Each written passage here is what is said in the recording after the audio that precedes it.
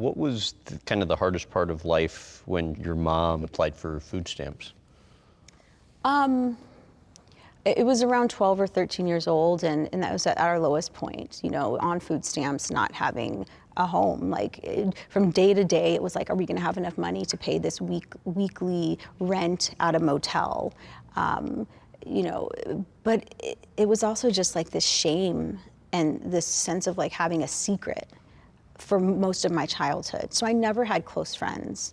My siblings were my best friends. And, it was just this fear of people finding out and judging. We didn't even live in San Pedro where I was going to school. We lived far away. I had to take the, public bus. So then when I was asked to take this free ballet class, and the teacher, Cynthia Bradley at the time, she didn't even know the extent of my home circumstances. And wouldn't find out until I actually told her I had to quit dancing, and she drove me home and saw that I was living in a motel, and that was when she invited me to live with her. Before she found that out, just to give her context, how did she really build your self-confidence? When I met Cindy, I'd never met someone who was so free in her body, in herself, and open and accepting of me. I never felt judged by her. She was just a support, a friend, a mentor, all of these things to me, and a ballet teacher that was just so open to giving as much of herself to me to get me to where I needed to be professionally. She make you feel like beautiful and that you'd be performing for kings and queens and like all this stuff like kind of zeroed in terms of her focus on you in a way that I'd never had. Yeah, being one of 6 children, there's not a lot of focus individually, that I experienced, and she also had these grand predictions of what my life and career would be like. Of course, I think at the time I just thought she was a little like quirky, and I was like, oh, like that's cool that she's saying all of that, but I don't know how realistic it is.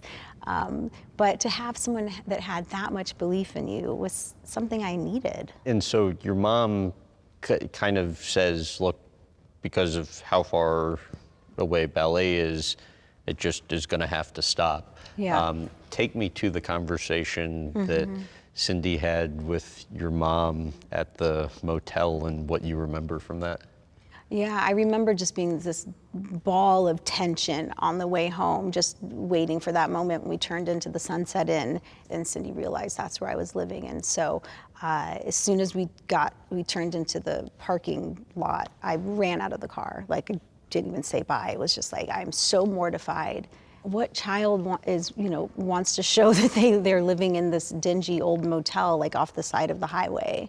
We all living in one room, and it was embarrassing. So I went upstairs and kind of just went back into my shell, like the person I was before dance. I sat in the corner and was just like zoned out. And a couple of minutes later, there was a knock at the door, and Cindy had turned around. She had left and was just kind of in shock with what she just witnessed, and then decided to turn back around, and she spoke with my mom for a while, and my mom turned to me and said, Cindy asked if you would want to go and live with her so you can continue training. And it was shocking, and I was like, yes. Really not a doubt in your mind? Not at all. It was like the thought of not dancing again, it was like this hole already, in what my life would be. I become so attached to it, and it started to develop as a person in ways I never had before. I was actually stunned that my mom let me go. So, I took the few clothes I had and put it in my book bag and left. It was the most loving, supportive, warm environment. Like, from the moment I stepped into their house for the first time, again, I just feel like I spent so much of my life feeling judged or waiting for judgment to come, and I never ever felt that in their house. They made me feel like I was a part of the family, always. What's your opinion now on what transpired during that period with the emancipation and court case and all of that?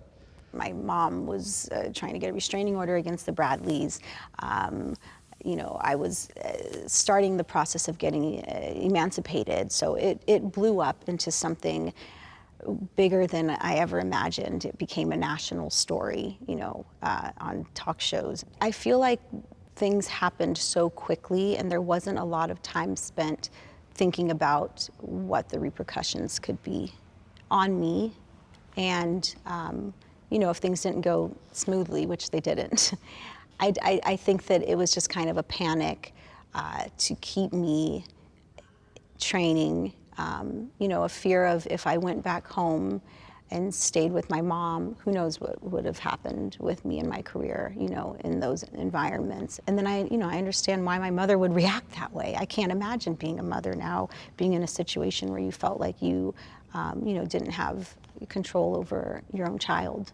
Because your mom essentially said, need to come home. It was a complicated time, and I eventually ended up back home with my mom, and she eventually got an apartment in San Pedro, and I continued to train at another school. It took me like a decade just to be able to say the words and revisit that time without getting so emotional. But yeah, I've had 20 plus years to heal and also recognize that it's not my fault. I think when I first was coming out of that situation that I felt a lot of guilt. Everyone knew about our home situation, like the secret that we all had. So it took time for me to recognize that it wasn't my fault, that I was a child. And just trying to maintain good relationships with everyone. I was going to say, how's time impacted your relationship? I have great relationships with everyone, Yeah. which is incredible.